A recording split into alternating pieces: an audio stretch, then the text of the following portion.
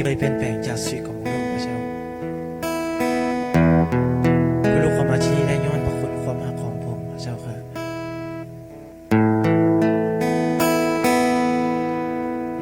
ถ้าผมบ่สิ้นพระชนในเมื่อนั้นความเสื่อของลูกก็บ่มีความหมายพระเจ้า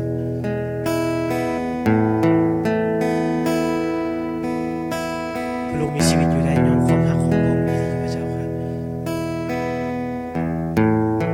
ลูกปลอดภัยได้ย้อนพระคุณของผม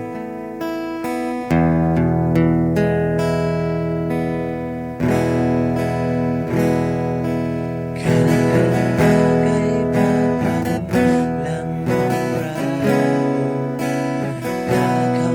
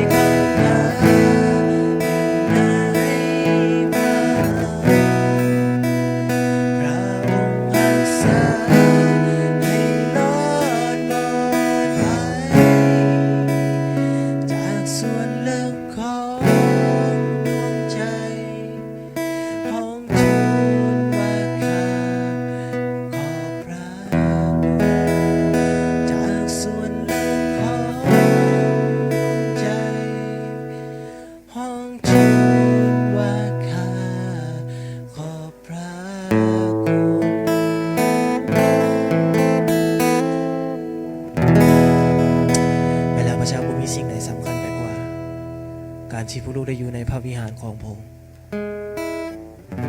บ่มีสิ่งใดสำคัญไปกว่าการที่พวกลูกได้อยู่ในอ้อมกอดของพระองค์พระเจ้าค่ะ พระเจ้าขอบทเพลงที่พวกลูกห้องไว้ในวันที่ถวายเกียรติแด่พระองค์ด้วยในพระนามสื่อพระเยซูคริสต์เจ้า